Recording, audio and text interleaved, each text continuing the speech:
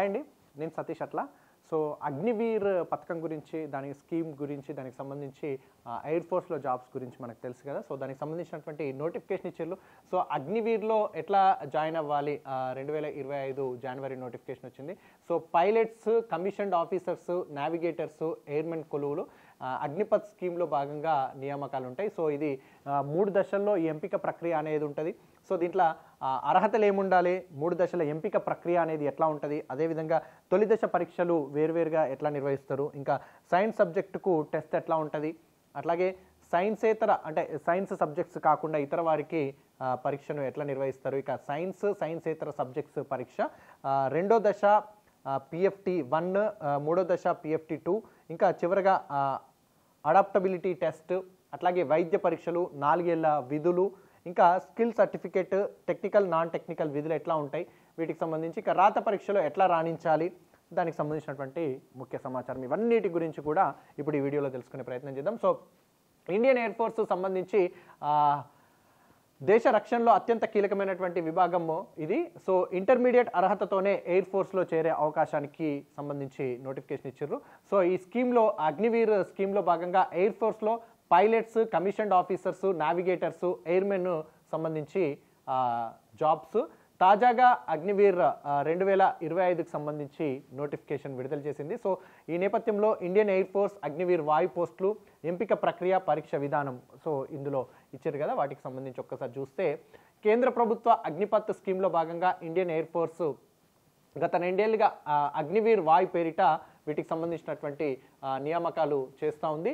So Agniveer వాయు దీని ద్వారా commissioned officer, pilots, navigators, airmen పోస్టులకు సంబంధించి చూస్తే అర్హతలు ఏముండాలంటే ఆయా పోస్టులను అనుసరించి ఎంపీసీ ఇతర గ్రూపులతో ఇంటర్మీడియట్ లేదా నిర్దేశిత బ్రాంచ్ల వాటితో డిప్లొమా లేదా వొకేషనల్ ఇంటర్మీడియట్లో కనీసం 50% మార్కులో ఉత్తీర్ణత సాధించిన వారే ఉండాలి. ఇక సైన్స్ సబ్జెక్టుకు అర్హతలు ఎట్లా ఉండాలంటే 50% మార్కులతో ఇంటర్మీడియట్ ఎంపీసీలో ఉత్తీర్ణత లేదా mechanical, electrical, electronics, automobile, computer science, instrumentation technology, information technology బ్రాంచ్లతో 3 ఏళ్ల డిప్లొమా ఉత్తీర్ణత సాధించిన వారే ఉండాలి ఇందులో ఏదైనా ఒకటి.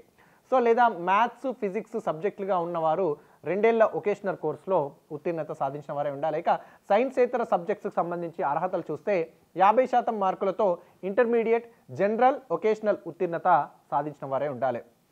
వయసు పరంగా చూస్తే 17.5 సంవత్సరాల నుంచి 21 సంవత్సరాల మధ్య వారై ఉండాలి.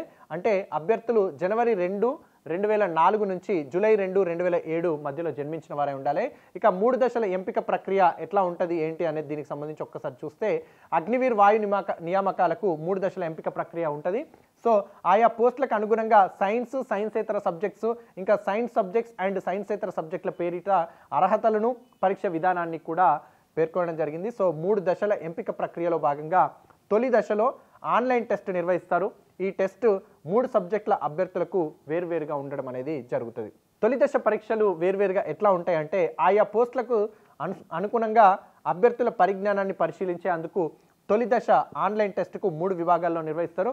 టెక్నికల్ విభాగాల్లో చేరాలనుకునే వారు సైన్స్ సబ్జెక్టు పరీక్షకు, నాన్ టెక్నికల్ విభాగాల్లో చేరాలనుకునే అభ్యర్థులు సైన్సేతర సబ్జెక్టు పరీక్షకు, ఈ 2 విభాగాల్లోనూ చేరాలనుకునే అభ్యర్థులు సంబంధిత అర్హతలు ఉన్నటువంటి వారు సైన్సేతర సబ్జెక్టు పరీక్షలకు హాజరవ్వాల్సి ఉంటుంది. సో ఇది తొలి దశ పరీక్షలకు వేరువేరుగా ఉండేటటువంటి అంశానికి సంబంధించినటువంటి వివరాలు. ఇక సైన్స్ సబ్జెక్టుకు టెస్ట్ ఎట్లా ఉంటుందంటే సైన్స్ సబ్జెక్టులో నిర్వహించే పరీక్ష 60 నిమిషాల వ్యవధిలో 70 మార్కులకు నిర్వహించడం జరుగుతుంది. ఇందులో ముఖ్యంగా ఇంగ్లీష్ నుంచి 20 ప్రశ్నలు, మ్యాథమెటిక్స్ నుంచి 25 ప్రశ్నలు, ఫిజిక్స్ నుంచి 25 ప్రశ్నల చొప్పున అడగడం జరుగుతుంది. సో ఈ విధంగా సైన్స్ సబ్జెక్టుకు టెస్ట్ నిర్వహిస్తారు.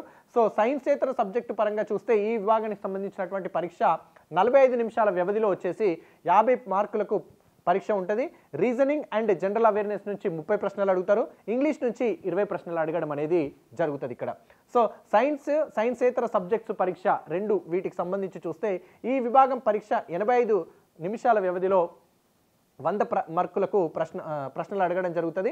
సో దీనికి సంబంధించి ఇంగ్లీష్ నుంచి 20 ప్రశ్నలు అడగడం జరుగుతుంది. ఇక రీజనింగ్ అండ్ జనరల్ అవేర్నెస్ నుంచి 30 ప్రశ్నలు, మ్యాథమెటిక్స్ నుంచి 25, ఫిజిక్స్ నుంచి 25 ప్రశ్నల చొప్పున అడగడం జరుగుతుంది. ప్రతి ప్రశ్నకు 1 మార్కు కేటాయించడం జరుగుతుంది. ప్రతి తప్పు సమాధానానికి 0.25 నెగిటివ్ మార్క్స్ కూడా ఇందులో ఉండడం అనేది జరిగింది. సో కాబట్టి చాలా జాగ్రత్తగా పరీక్షలు అనేది రాయడం జరగాలి. సో రెండో దశ PFT-1 దీనికి సంబంధించి ఎంపిక ప్రక్రియ రెండో దశలో భాగంగా ఫిజికల్ ఫిట్నెస్ టెస్ట్ పేరుతో శారీరక దృఢత్వ పరీక్ష నిర్వహిస్తారు. సో దీనికి సంబంధించి 1.6 కిలోమీటర్ల దూరాన్ని పురుష అభ్యర్థులు 7 నిమిషాల్లో, మహిళా అభ్యర్థులు 8 నిమిషాల్లో చేరుకోవాల్సి ఉంటుంది. అంటే 1600 మీటర్ల రన్నింగ్ ఉంటుంది. సో దాంట్లో 7 నిమిషాల్లో పురుషులు, ఇక మహిళలేమో 8 నిమిషాల్లో రీచ్ అవ్వాల్సి ఉంటుంది. సో మూడో దశ PFTకి సంబంధించి టెస్ట్ 2 చూస్తే ఫిజికల్ ఫిట్నెస్ టెస్ట్ 1లో ఉత్తీర్ణత సాధించిన వారికి మూడో దశలో ఫిజికల్ ఫిట్నెస్ టెస్ట్ 2 పేరుతో పలు ఫిజికల్ ఈవెంట్స్లో పరీక్షలు నిర్వహిస్తారు. సో దీనికి సంబంధించి పురుష అభ్యర్థులు 10 పుషప్స్ చేయాల్సి ఉంటుంది 1 నిమిషంలో, ఇక 10 సిటప్స్ 1 నిమిషంలో, అట్లాగే 20 స్క్వాట్స్ 1 నిమిషంలో చేయాల్సి ఉండడం అనేది జరుగుతుంది. ఇక మహిళా అభ్యర్థులు అయితే 10 పుషప్స్ చేయాల్సి ఉంటుంది. సో దానికి సంబంధించి మహిళా అభ్యర్థులు 1.5 మినిట్లో చేయాల్సి ఉంటుంది. 15 స్క్వాట్స్ 1 నిమిషంలో తీయాల్సి ఉంటుంది. సో ఇది మూడో దశలో ఉన్నటువంటి టెస్ట్స్. ఇక చివరగా అడాప్టబిలిటీ టెస్ట్కి సంబంధించి తొలి దశలో ఆన్లైన్ టెస్ట్, తర్వాత PFT-1, 2లలో ప్రతిభ చూపిన వారికి చివరగా అడాప్టబిలిటీ టెస్ట్ అనేది నిర్వహించడం జరుగుతుంది. ఇందులో భాగంగా సిచ్యువేషన్ రియాక్షన్ టెస్ట్ నిర్వహిస్తారు. అడాప్టబిలిటీ టెస్ట్ 1లో అభ్యర్థులు వ్యక్తిత్వాన్ని ఇందులో పరీక్షించడం అనేది జరుగుతుంది. సో దీనికి సంబంధించి అడాప్టబిలిటీ టెస్ట్ 2లో గ్రూప్ డిస్కషన్ అనేది నిర్వహించడం జరుగుతుంది. ఏదైనా ఒక టాపిక్ మీకు ఇస్తారు, ఆ టాపిక్కి సంబంధించినటువంటి అంశాన్ని గ్రూప్ డిస్కషన్, ఇప్పుడు 5 3 ఉన్నారనుకోండి, సో ఒకరు చెప్తున్నది వినాలి, ఇన్ ద మీన్ వైల్ వాళ్లకు మీరు బ్రేక్ ఇచ్చే విధంగా పొలైట్ వేలో ఇచ్చి, సో రైట్ దానికి సంబంధించి ఈ విధంగా కూడా ఉంటుంది అని చెప్పేసి మీరు గ్రూప్ డిస్కషన్లో అవతల వాళ్ళకి రెస్పెక్ట్ ఇస్తూ, ఇతర గ్రూప్ సభ్యులకు రెస్పెక్ట్ ఇస్తూ దాని పరంగా మీరు ఏ విధంగా బిహేవ్ చేస్తున్నారు అనేది కూడా అక్కడ గమనించడం అనేది జరుగుతుంది. ఇక వైద్య పరీక్షల విషయానికి వస్తే అడాప్టబిలిటీ టెస్ట్లోని విజయం సాధించిన వారికి మెడికల్ టెస్ట్లు అనేది నిర్వహిస్తారు. అగ్నివీర్ వాయుగా నియామకం ఖరారు చేయడం అనేది ఫైనల్గా మెడికల్ టెస్ట్ అయిపోయిన తర్వాత జరుగుతుంది. ఇక 4 ఏళ్ళు విధుల్లో ఉంటారు. సో దీనికి సంబంధించి ఎంపికైన అభ్యర్థులకు 4 ఏళ్ల పాటు విధులు నిర్వర్తించే అవకాశం కల్పిస్తారు. అప్పుడు వీరికి మొదటి ఏడాది నెలకు 30,000, రెండో ఏడాది 33,000, మూడో ఏడాది 36,500 రూపాయలు, ఇక 4వ ఏడాది 40,000 రూపాయల చొప్పున వేతనం చెల్లించడం అనేది జరుగుతుంది. ఇక వేతనంలోంచి ప్రతి నెల 30% చొప్పున అగ్నివీర్ కార్పస్ ఫండ్కు జమ చేస్తారు. ఈ 30%కి సమానమైనటువంటి మొత్తాన్ని కేంద్ర ప్రభుత్వం కూడా జమ చేస్తుంది. ఇలా 4 ఏళ్ళు పూర్తయ్యేసరికి అభ్యర్థుల కార్పస్ ఫండ్లో 10 లక్షల పైన జమ అవ్వడం అనేది జరుగుతుంది. వేతనంతో పాటు రిస్క్ అండ్ హార్డ్షిప్ అలవెన్స్ కూడా ఉంటుంది. ట్రావెల్ అలవెన్స్లకు కూడా అందిస్తారు. దీంతో పాటు నాన్ కంట్రిబ్యూటర్ జీవిత బీమా పేరుతో 48 లక్షల బీమాను మొత్తానికి మీకు కల్పిస్తారు. అదేవిధంగా విధి నిర్వహణ సమయంలో ప్రమాదవశాత్తు మరణిస్తే 44 లక్షల పరిహారం కూడా అందించడం అనేది జరుగుతుంది. సో దీనికి సంబంధించినటువంటి 4 ఏళ్ల విధులు, ఆ తర్వాత కంటిన్యూయేషన్లో. ఇక స్కిల్ సర్టిఫికేట్కి సంబంధించి 4 ఏళ్ల పాటు విధులు పూర్తి చేసుకున్న వారికి అగ్నివీర్ స్కిల్ సర్టిఫికేట్ పేరుతో ధ్రువపత్రం అందిస్తారు. ఫలితంగా అభ్యర్థులు ప్రైవేట్ ప్రభుత్వ రంగాల్లో సెక్యూరిటీ విభాగాల్లో కూడా ఉద్యోగాలు సొంతం చేసుకోవడానికి వీలుంటుంది. ఇక టెక్నికల్ నాన్ టెక్నికల్ విధులకు సంబంధించి అగ్నివీర్ వాయుగా నియమితులైన వారు టెక్నికల్ నాన్ టెక్నికల్ విభాగాల్లో విధులు నిర్వర్తించాల్సి ఉంటుంది. దాని తర్వాత దానికి సంబంధించి ఎయిర్మెన్గా ఎంపికైన వారు ఎయిర్మెన్ గ్రూప్ ఎక్స్ పరిధిలో ఎయిర్ ఫోర్స్లోను టెక్నికల్ విభాగాల్లో పనిచేయాల్సి ఉంటుంది. గ్రూప్ వై పరిధిలో నాన్ టెక్నికల్ విభాగాల్లో పనిచేస్తారు. నావిగేటర్ ఎంపికైన వారు ఎయిర్ ట్రాఫిక్ కంట్రోల్, ఫ్లయింగ్ విభాగం, గ్రౌండ్ డ్యూటీ విభాగాల మధ్య సమన్వయం చేస్తూ విధులు నిర్వర్తించాల్సి ఉంటుంది. ఇక పైలట్గా నియమితులైన వారు యుద్ధ విమానాలు, వైమానిక దళానికి చెందిన ఇతర ఎయిర్ క్రాఫ్ట్స్ను నడపాల్సి ఉంటుంది. కమిషన్డ్ ఆఫీసర్ హోదాలో ఎంపికైన వారు దానికి సంబంధించి పనిచేయాల్సి ఉంటుంది.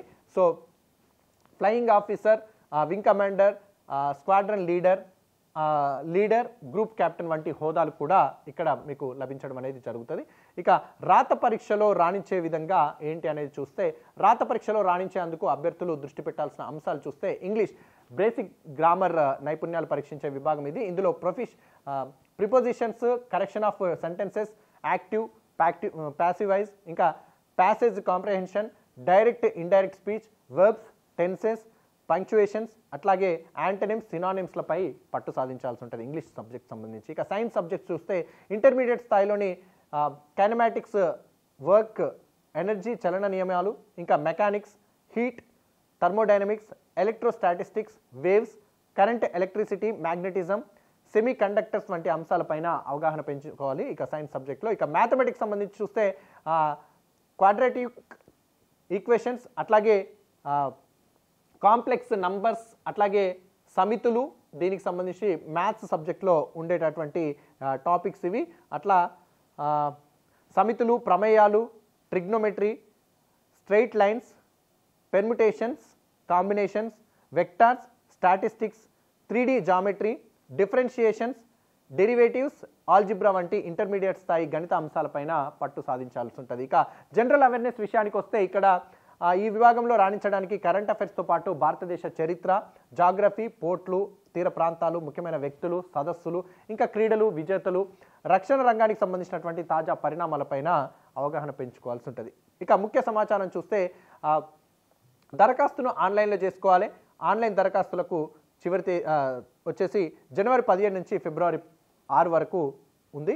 ఆన్లైన్ పరీక్ష తేదీలు మార్చి 17 నుంచి నిర్వహిస్తారు. పూర్తి వివరాలకు సంప్రదించాల్సిన వెబ్సైట్ వచ్చేసి agnipathvayu.cdac.inలో సంప్రదించండి. సో ఈ విధంగా అగ్నివీర్కి సంబంధించినటువంటి నోటిఫికేషన్ ఇచ్చారు. సో అందులో ఎయిర్ ఫోర్స్ జాబ్స్ 4 సంవత్సరాలు ఏ విధంగా అనేది, దానికి సంబంధించినటువంటి పరీక్ష ఎట్లా నిర్వహిస్తారు, జీతం ఎట్లా ఉంటుంది, పరీక్ష ఎన్ని స్టెప్స్లలో ఉంటుంది అనేది దానికి సంబంధించినటువంటి వివరాలు ఇవి.